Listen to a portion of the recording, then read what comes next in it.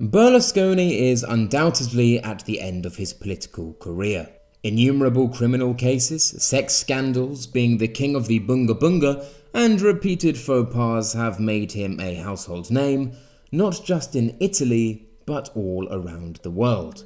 Who is he though? How did he rise from son of a bank clerk to the most powerful man in Italy? This is the beginning of a two-part series analysing the rise and fall of Italy's best-known big shot, Il Cavaliere himself. Silvio Berlusconi was born in Milan in 1936. He came from humble, or rather thoroughly unremarkable, beginnings. His dad Luigi was a bank clerk at the Racini Bank in Milan, only a single branch setup. His mother was a housewife. Born at an unfortunate point in history, Berlusconi was precipitously whisked away with his pregnant mother to Como in 1943, evacuated to avoid the Allied raids. Silvio would only have been 8 years old at the time and was not to see his father again for 2 years. Luigi refused to heed Mussolini's call and did not enroll in the army, but he didn't join the resistance either. Instead, he fled to Switzerland. Silvio's upbringing was thus hardly ideological. The family, not the nation, was the locus from which decisions were made, something that would become a theme for Berlusconi in the years to come. That moment has remained in my memory as the most agonizing and happiest of my life, Silvio remarked in reference to being reunited with his father. The reunion wasn't to last long though. The following year he was shipped off to boarding school. Life for Silvio between the ages of 11 and 18 was exigent, but by all accounts enjoyable. His boarding school existence was pious, strict and structured. Despite this, Berlusconi never cultivated a religious sensibility. He attained exceptional grades, and the unscrupulous entrepreneurial spirit that was to define him in later years found expression through selling homework to the less academically able of his peers. It was here that Silvio met his lifelong friend, Fedele Confaloniere. Together the pair shared a passion for music, and throughout their school and university years they performed in nightclubs and on cruise ships. Not only did Berlusconi possess a latent acumen for business, but also the charisma of a smooth operator, capable of schmoozing his way through life despite his stubby 5'5" frame.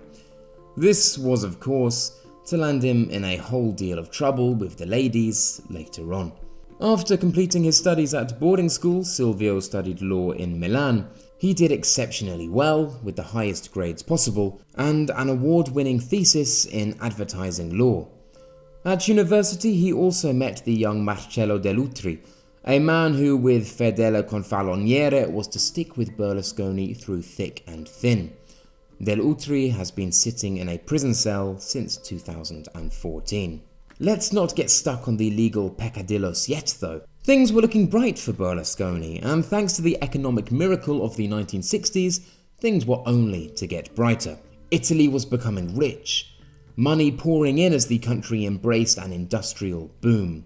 With Milan being a much coveted hotspot, Silvio wanted in, and set about building a neat financial nook in the construction business.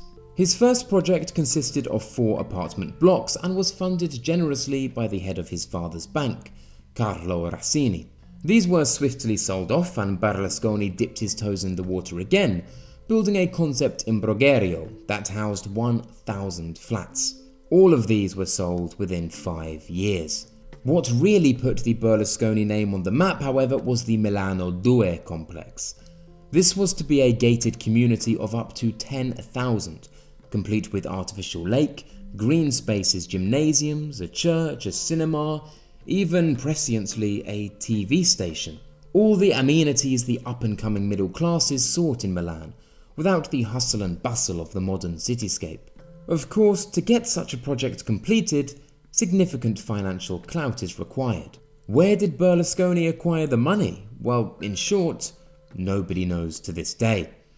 It seems initial investments poured in from Switzerland through a variety of front companies, although who was behind them is anyone's guess. Mumblings of mafia collusion started to follow the now aptly named King of Bricks wherever he went. Mumblings that were to become significantly louder in the years to follow. If anything symbolises the pomp and ostentatiousness of Berlusconi's early years, it was his purchase of the San Martino villa at Arcore in 1974. Of course, it wasn't a simple transaction, but one mired in controversy.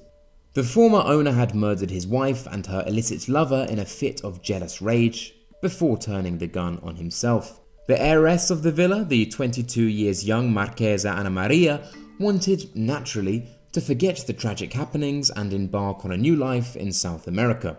She briskly put the villa up for sale. Her lawyer was one Cesare Previti, and already thoroughly acquainted with Berlusconi. Indeed, by 1975 he was under Berlusconi's own employ. What makes the case so dumbfounding is the pitiful price put on the property, a paltry 500 million lira. With this sort of money, in the mid-70s, one could have expected to purchase a comfortable apartment in central Milan for this price, but not a 147-room villa. What's more, Previti persuaded the heiress to chuck in the antique book collection and the artworks, some of which were worth in excess of $1 million. Needless to say, it was a steal, and Previti was duly rewarded with a gainful partnership with Berlusconi throughout the years to come. Indeed, Berlusconi, Cavaliere, dell'utri and Previti were to make a formidable team. Speaking of Marcello dell'utri, the villa at Arcore was to become the site of considerable controversy, thanks to his involvement and those that came with it. Marcello was in charge of the villa's renovation. After all, what is a villa without a massive swimming pool and a wall made of TV screens? In any case, one man that aroused not inconsiderable suspicion was Vittorio Mangano, supposedly employed by dell'utri as the stable master. The family did own a lone horse, I may hasten to add. Many suspect that he was there for other reasons though. He was a mafioso, and an incontrovertible one at that. It seems he provided an invaluable link between the Sicilian Cosa Nostra and the north, expanding their reach. So why was he really there at the Berlusconi residence? Well, it depends on who you ask. No one really knows how deep Berlusconi's mafia associations actually go, and the simplest answer is likely the most feasible in respect to the tycoon's intent. Mangano secured Berlusconi with protection. It wasn't unheard of for a wealthy businessman and their relatives to go missing throughout this period. Berlusconi, recently having married the previous decade, and with 2 young children, needed someone to ensure this didn't happen. And who better than a man in the business of kidnapping? So keen on the practice was Mangano that he and his pals even attempted a kidnapping of one of Berlusconi's dinner guests. Unsurprisingly, things got a bit hot, and Mangano, superficially at least, severed ties with Berlusconi as police interest peaked. Dell'utri stayed in touch with the mafioso though. One tapped phone call from 1980 revealed one congenial phone conversation, with Mangano broaching the subject of trading horses, most likely a euphemism for drugs. In the end, Mangano got himself locked up for murder, mafia involvement and drug trafficking in the year 2000. He died of cancer a few days after the conviction. In 2008, Berlusconi was to say on national television, "Mangano was a hero, because he never invented anything about me." Indeed, if we can draw one parallel between Italy's criminal underworld and Berlusconi, it is a stout-hearted sense of loyalty to those close, something Berlusconi prides in his associates, but also a quality his associates admire in him. On the outskirts of his Arcore property stands a great mausoleum, not only for his relatives, but also his friends and confidants. Closeness for Berlusconi is an eternal commitment, unbreakable even in death. By 1980, Berlusconi had a beautiful home, a thriving construction business, and a happy family. He'd married Carla Dall'Olio in 1965, and she'd borne him 2 children, Marina and Pier Silvio. Things obviously weren't idyllic enough though. Silvio had an affair with Veronica Lario, an actress from Bologna who subsequently also became pregnant in 1985. Silvio and Carla separated the following year, but were always supported by Silvio and never left behind. Veronica and Silvio married, and in the years to come, Veronica was to become one of Silvio's most stern of critics. In business as in marriage, Berlusconi never seemed to be one to simply make do. Construction was all well and good, but these things took time. Plans had to be submitted and bricks had to be laid. It lacked the immediacy that an ambitious and fast-moving Berlusconi so desired. Expanding into private television thus seemed like a natural fit. As Marcello dell'Utri was to explain, the medium of television was profoundly congenial to Berlusconi's character. It inspired him because of the speed with which he could put into practice the ideas that went through his head. I'd go further. Television is Berlusconi. Television in Italy up until the 1980s was dominated by the state-owned Rai channels, 3 in total and carved up by the political players of the time, the Christian Democrats, the Socialists and the Communists. Programming was a dry affair, revolving around history, documentaries and political posturing. It was hardly light entertainment and screens were off by 11 PM every night. The gap in the market was plain to see. Come 1976, a new law passed by the Constitutional Court allowed for private local stations to enter the playing field, but with one caveat. They had to be local. National TV was still very much a protected monopoly, the domain of the Rai. Berlusconi already had a small station of his own, serving the residents of Milano 2. After the 1976 guidelines, Berlusconi got to buying up stations throughout the country and had the capital to make a significant go of it. Ingeniously, he got around the regulation of not having national live stations by playing the same programming on all channels, just a few seconds apart. By 1985, he and his bottomless pockets had basically bought out all competition. Canale 5, Rete 4 and Italia 1 transmitted nationally in breach of the law, and Berlusconi, to return to the Marcello dell'Utri quote above, literally was television. What set apart Berlusconi's television from the Rai was content. Berlusconi has gained a reputation for transmitting trash to the populace, but of course, one man's trash is another man's gold. For the first time ever, Italians had access to US programming.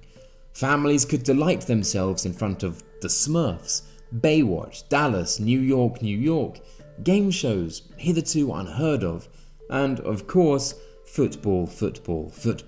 As Berlusconi said to his sales team, remember that the audience, or our listeners as they say in America, have about an 8th grade education and were not top of the class. Sure, this may seem like a crass evaluation, but ultimately he was proven correct. In Italy, more television is watched daily than any other country in Europe, an astonishing and depressing 4 hours. And then with the content came the adverts. To put these mammoth proportions into perspective, in 1984, 1,500 adverts were beamed into each household every single day. Not only were Italians watching more television than any other European nation, but they were also exposed to more adverts than all other European countries combined. And who was cleaning house and raking it in? Yep, you guessed it, Silvio Berlusconi. Publitalia, Berlusconi's advertising wing, in 1980 was turning over 12 billion lira a year. By the end of the decade, that number had increased to 2,167 billion. Oh, and who was in charge of the operations? One Marcello dell'Utri, who was given control of the company in 1982. But hold on a second, wasn't all of this very much illegal? Well, yes it was. Thankfully though, the tycoon had built up tight-knit networks that were able to protect him from the more fastidious portions of the Italian legal and political system.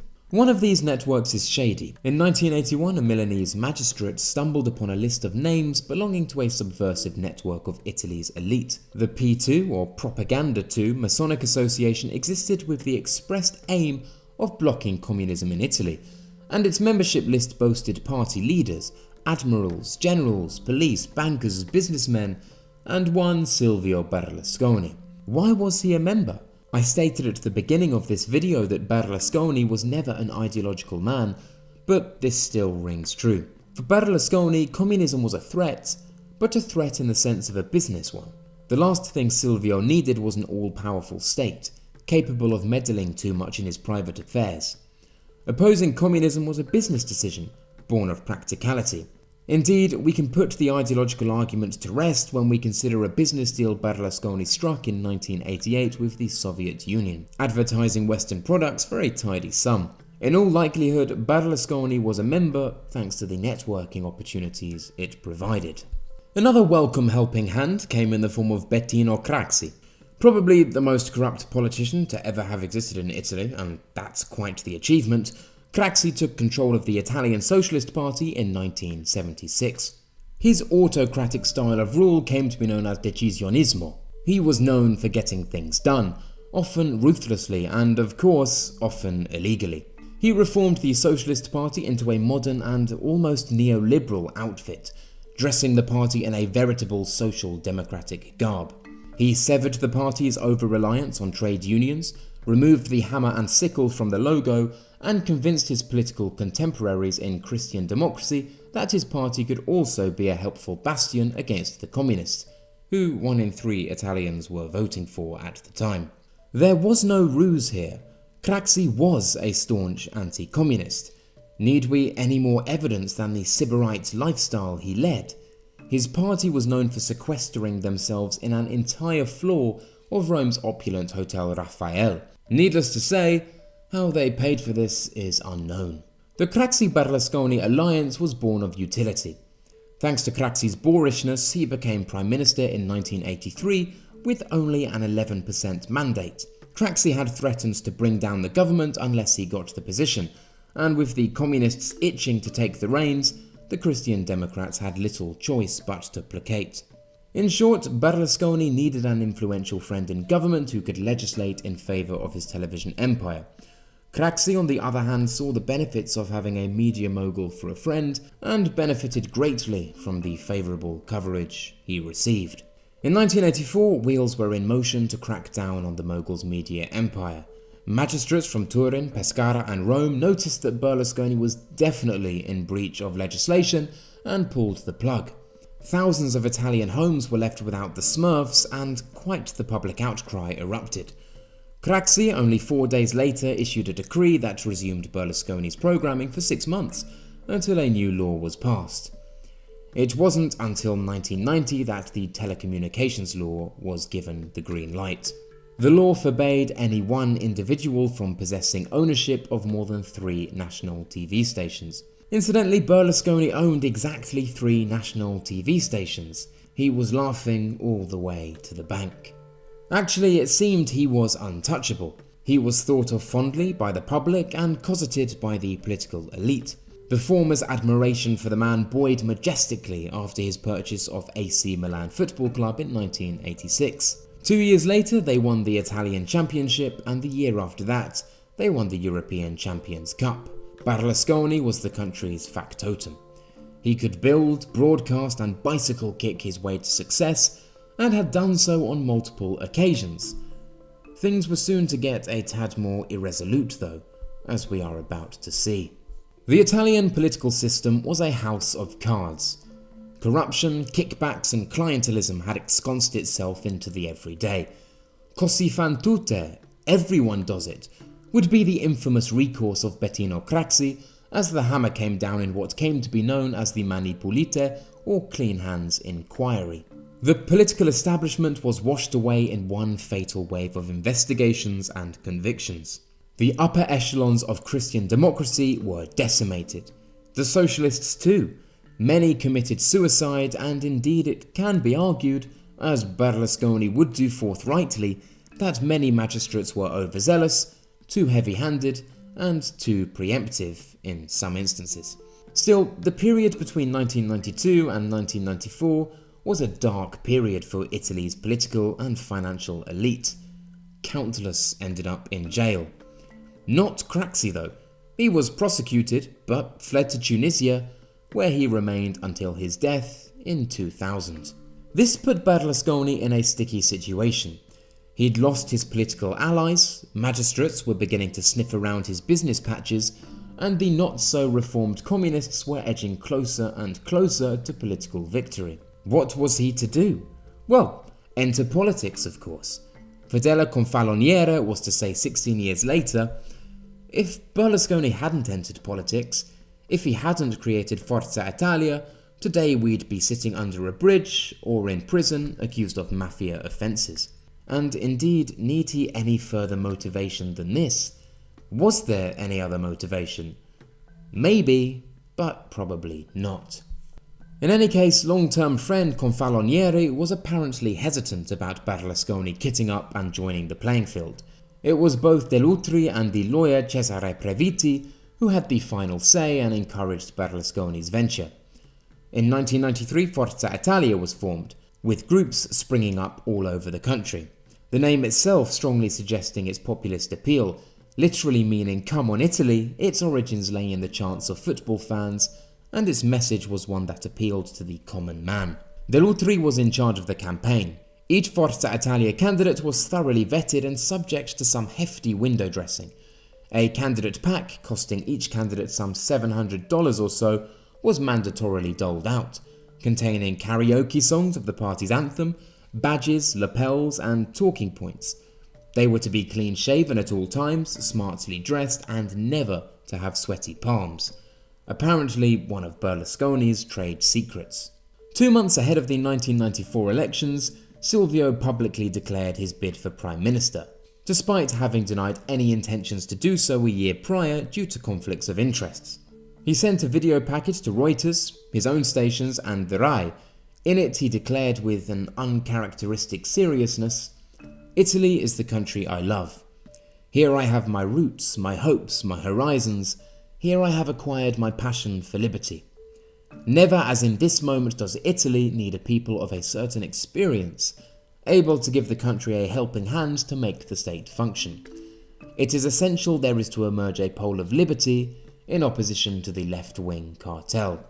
Ostensibly, Berlusconi was running on an anti-communist ticket, for without his political bid, the state would almost have certainly fallen into the left's hands.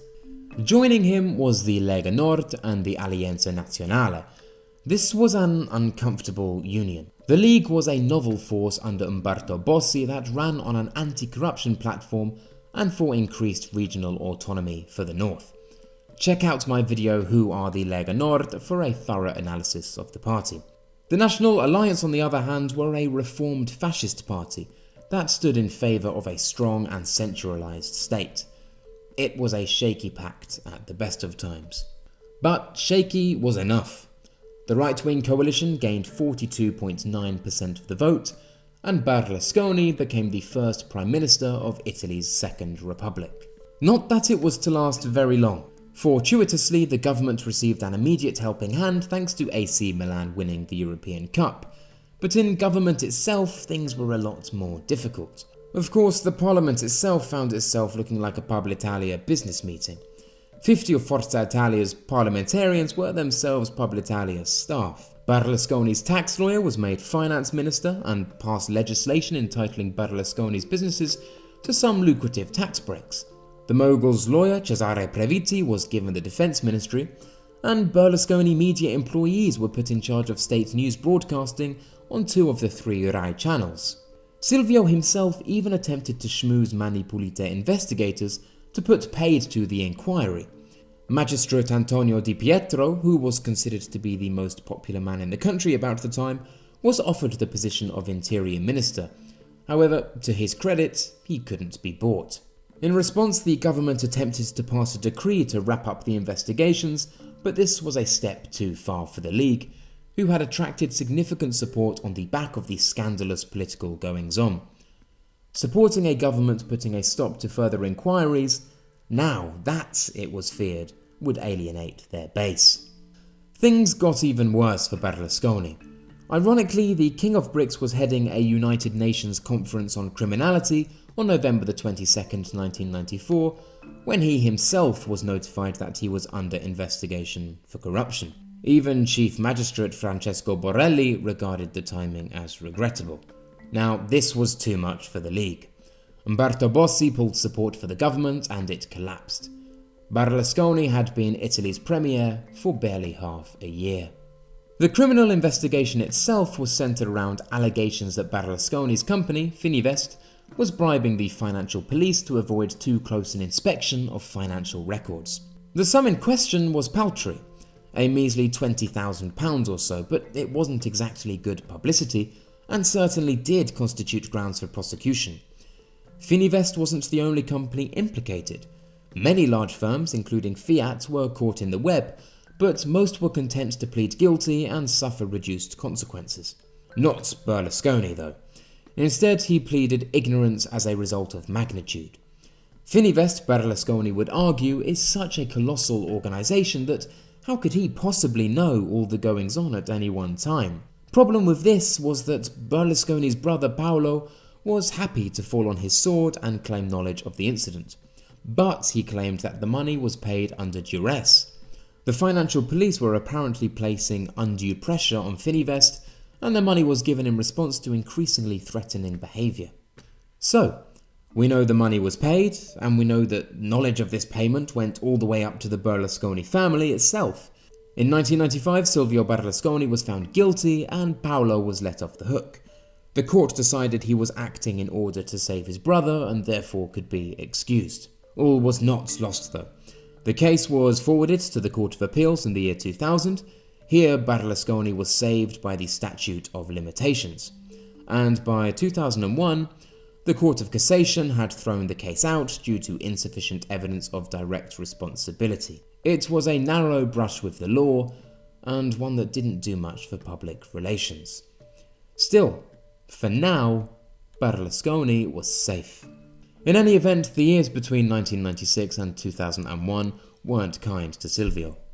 In 1997, he was diagnosed with prostate cancer, something he was to overcome, something he kept hidden from political opponents, but something that must have taken a great toll on the juggernaut's morale.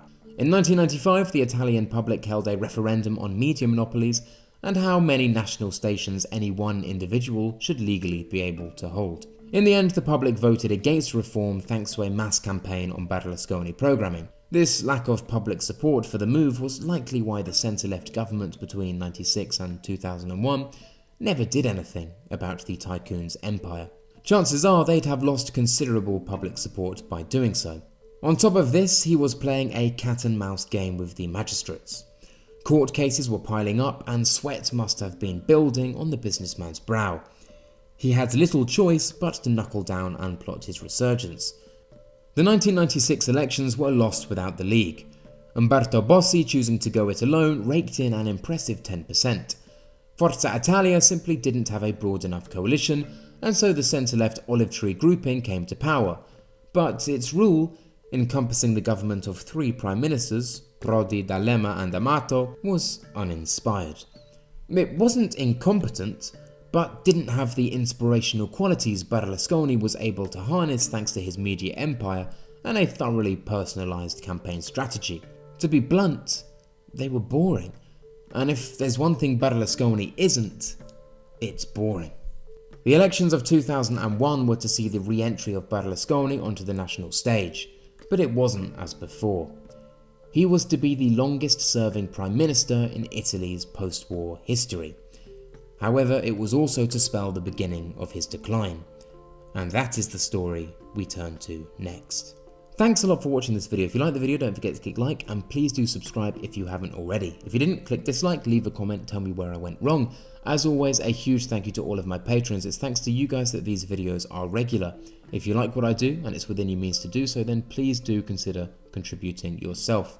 Thanks a lot, and until next time.